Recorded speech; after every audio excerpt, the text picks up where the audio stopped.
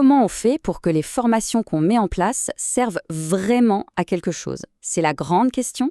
Eh bien, dans cette analyse, on va décortiquer pas à pas la méthode pour construire un plan de formation qui non seulement développe les compétences, mais qui va carrément booster les résultats. Alors commençons par un chiffre qui fait réfléchir. 67%. C'est le pourcentage d'utilisateurs qui lâchent une nouvelle application s'ils ne sont pas guidés. C'est énorme. Maintenant, imaginez ça transposé à vos équipes, dans votre start-up, face à un nouvel outil.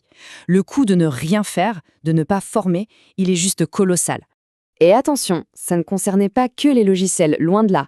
Pensez à n'importe quelle nouvelle compétence, n'importe quel nouveau processus dans l'entreprise.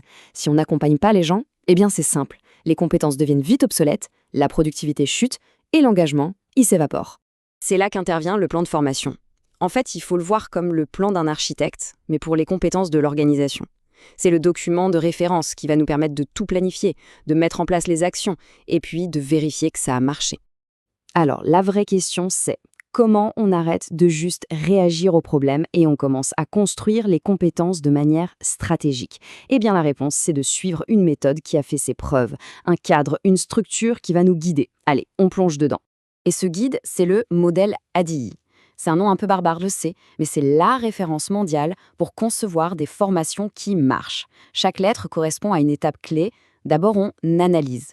Ensuite, on passe au design, à la conception. Puis, on développe, on implémente. Et à la fin, bien sûr, on évalue. C'est logique, vous allez voir. Première étape donc, l'analyse. C'est le point de départ. Il faut d'abord comprendre où on est et surtout où on veut aller. Cette phase d'analyse, c'est un peu un travail de détective.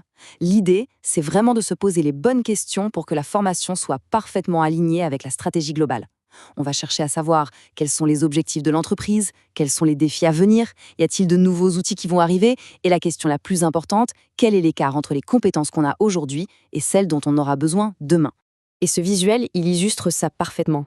Vous voyez, d'un côté, on a l'organisation avec ses objectifs, ses projets, ses défis, et de l'autre, on a l'individu, avec ses compétences et ses propres besoins. Le but du jeu, pendant l'analyse, c'est de trouver le point de rencontre parfait entre les deux, là où les besoins de l'entreprise et le développement de la personne se rejoignent. Bon, une fois qu'on a bien analysé tout ça, on passe à la deuxième étape, le design. C'est là qu'on va commencer à dessiner le plan d'action. C'est vraiment le moment où toutes les infos qu'on a collectées se transforment en quelque chose de concret, de structuré. On prend chaque besoin qu'on a identifié et on le traduit en un objectif d'apprentissage. Et cet objectif, il doit être super clair, précis et, j'insiste là-dessus, mesurable. Ce qui est hyper intéressant ici, c'est de voir le changement de philosophie. Avant, on était dans une logique très top-down, un peu taille unique pour tout le monde, avec un focus sur le poste immédiat. Maintenant, on change complètement de paradigme. On est dans la co-construction, avec des parcours qui sont individualisés et qui pensent à l'évolution de la personne sur le long terme.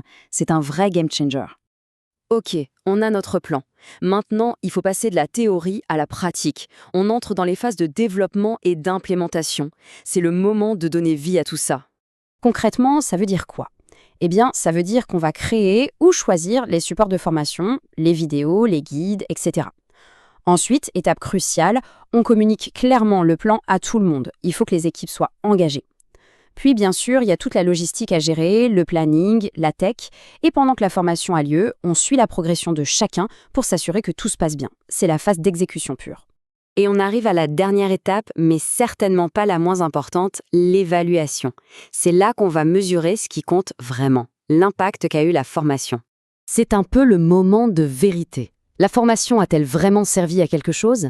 Attention, l'idée, ce n'est pas juste de savoir si les gens ont aimé la formation. Ça, c'est bien, mais ce n'est pas suffisant. Ce qu'on veut savoir, c'est si on a atteint nos objectifs stratégiques. C'est ça, le vrai retour sur investissement. Et pour mesurer ça, on a toute une boîte à outils. Ça commence par le plus simple, les questionnaires de satisfaction, pour avoir le ressenti à chaud. Ensuite, on peut faire des tests de connaissances, mais surtout, on va regarder plus loin. On va demander l'avis des superviseurs et bien sûr, on va analyser si les performances se sont améliorées concrètement sur le terrain. Tout ça nous amène à cette idée, qui est finalement assez simple mais fondamentale. Quand les talents grandissent, les communautés progressent. Autrement dit, investir dans les gens, ce n'est pas une dépense, c'est un investissement direct dans l'avenir de toute l'organisation. Donc pour résumer, un plan de formation bien structuré, ce n'est pas juste là pour combler les lacunes d'aujourd'hui. C'est un levier stratégique pour construire le succès de demain. Ça nous laisse donc avec une question essentielle à se poser. Chez vous, dans votre organisation, quelles sont les compétences qui feront vraiment la différence demain ?